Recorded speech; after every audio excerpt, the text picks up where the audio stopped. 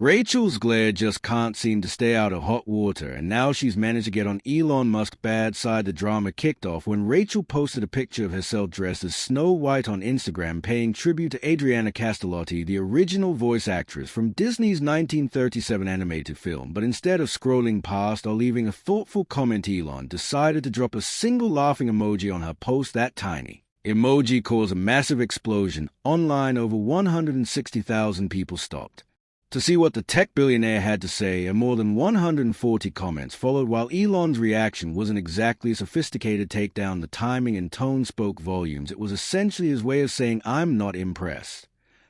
And fans who were already skeptical about the Snow White remake took it as validation. But the drama was just getting started. Rachel has been vocal about her support for the Free Palestine movement, which put her directly at odds with her co-star Gal Gadot, an Israeli citizen and former IDF soldier who has publicly supported her country's military actions. Rachel's political post created such tension that producer Mark Platt literally flew from New York just to speak with her in person, according to insiders confirmed by Variety. Platt politely but firmly asked Rachel to tone down the political content because she wasn't just representing herself anymore. She was the face of a major Disney production. Her posts weren't just personal opinions. They were creating headlines and boardroom meetings. The reason we had Rachel Zegler on the docket is she's an asshole. So she came out and took a large dump on half of the country. Not to mention uncomfortable situations during press tours with Gal. That is not going to be saved by the prince. She's not going to be saved by the prince, and she's not going to be dreaming about true love. She's dreaming about becoming the leader she knows she can be, and the leader that her late father told her that she could be if she was fearless, fair, brave, and true.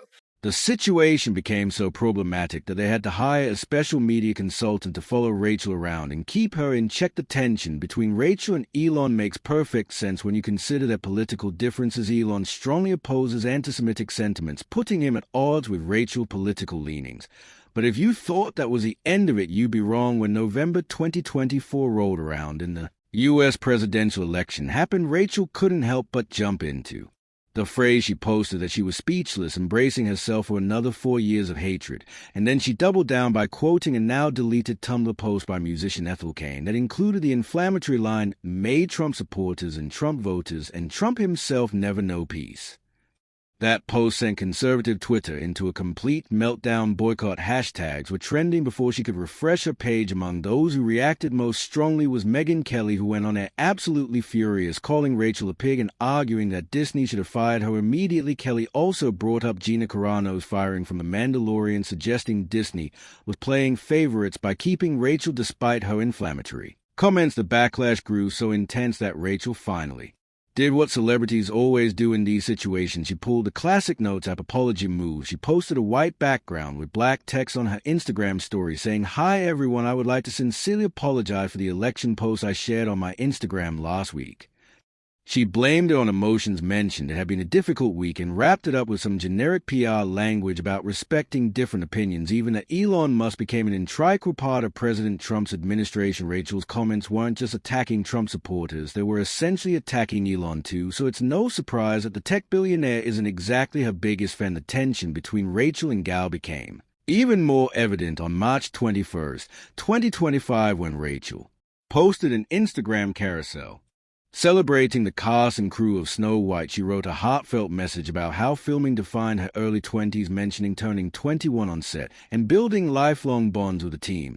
But there was one glaring omission. Gal Gadot was nowhere to be found in the post. It was as if the evil queen had been magically erased from Snow White's memory. Fans immediately went into detective mode. Gossip blogs exploded with theories, and everyone wondered if this was an innocent mistake or calculated shade given their political differences. In the aftermath of Rachel's controversial posts, most people concluded that the icy relationship between the co-stars was very real. Some speculated that Disney had instructed them to maintain a professional appearance, while others believed Rachel was throwing subtle jabs at Gal. This wasn't Rachel's first time creating problems for Disney's marketing team. She previously made headlines when she criticized the original Snow White film, describing it as outdated and problematic.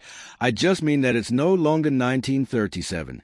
She said in one interview explaining that her Snow White is not going to be saved by the prince, and she's not going to be dreaming about true love. At the 2022 D23 Expo, Rachel doubled down on her stance, making it clear that their version took a completely different approach. She even joked that Andrew Burnap, seen playing the male lead, could get cut, adding, "Who knows, it's Hollywood, baby."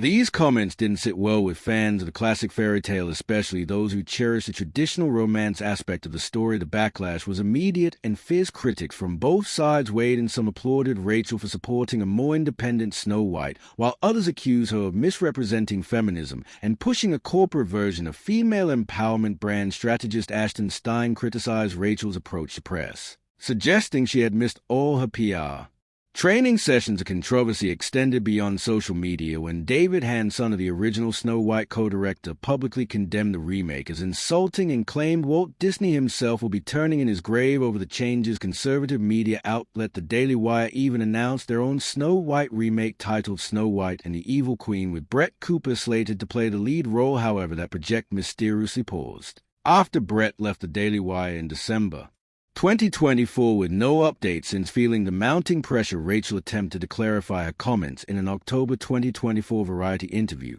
and she insisted that the film still included a love story and expressed sadness that her words had been twisted and her jokes had landed poorly. It was a typical damage control move, but by then public opinion had largely solidified the Rachel's Glare Snow White saga had evolved beyond the actual movie into a cultural flashpoint about tradition versus reinvention.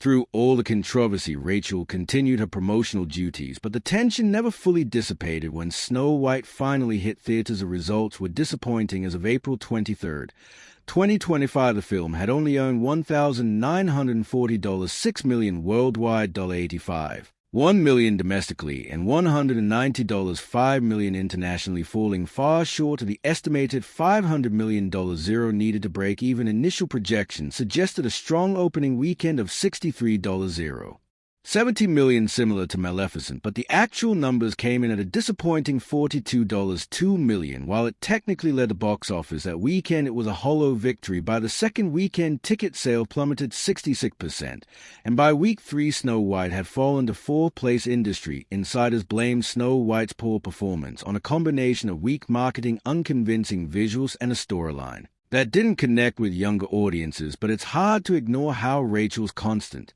controversies and her negative image among influential figures like Elon Musk contributed to the film's struggles. The critical reception was equally divided. Rotten Tomatoes gave it a mediocre 40%, Metacritic scored it at 50, and audience reactions measured by CinemaScore came in at a decent but not spectacular B+.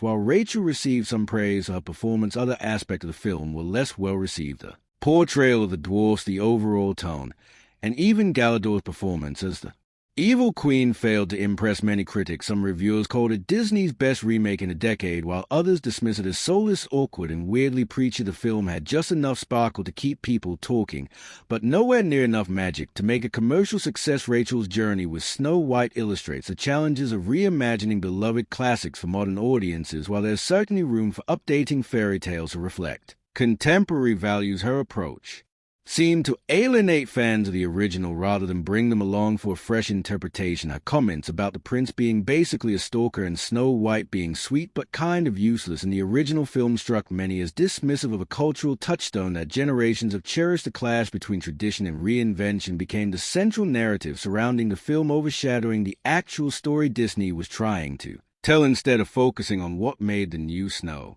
White special. The conversation remained fixated on what it wasn't traditional, romantic, or respectful of its origins. Rachel's political outspokenness, while admirable in its conviction, created additional hurdles for production already facing skepticism when promoting a film with international appeal. Navigating politically charged topics requires exceptional diplomacy, something Rachel seemed to struggle with throughout the process. The tension with Gal Gadot created an uncomfortable dynamic that was difficult to hide during press events despite Disney's best efforts to present a united front. What makes this situation particularly interesting is how social media amplified every misstep in the past. Actors could make controversial statements and have them fade relatively quickly, but in today's digital landscape, a single emoji from someone like Elon Musk can trigger a cascade of reactions that shape public perception for months or even years. A relationship between celebrities and their audiences has Fundamentally, Change fans now expect transparency and authenticity, but they also demand perfection and alignment with their own values. Rachel was caught in this impossible balancing act, trying to be true to her beliefs while representing a brand with global reach and diverse audience expectations. Disney itself faced criticism for its handling of the situation. Some felt the studio should have provided better media training or more proactive guidance for their lead actress. Others questioned why Disney would cast someone with such outspoken political views in a role that required broad appeal. The comparison to Gina Carano's firing highlighted perceived inconsistencies and how Disney manages controversial statements from its talent. The Snow White remake ultimately serves as a case study in how a film's success doesn't just depend on its quality or marketing. It's increasingly affected by the social and political dynamics surrounding its key players. Rachel's clash with figures like Elon Musk wasn't just celebrity drama, it represented broader cultural divisions that inevitably impacted the film's reception. As Hollywood continues to reimagine classic stories for contemporary audiences, the Rachel Zegler Snow White saga offers important lessons about balancing innovation with respect for source material, managing talent in the age of social media, and navigating the increasingly complex relationship between entertainment and politics. Despite the disappointing box office performance, Rachel's career is far from over. She's a talented performer who will likely learn from this experience and approach future projects with more awareness of the complex dynamics at play. For Disney, the studio might reconsider how it approaches both casting and narrative changes when reimagining its most iconic story, and perhaps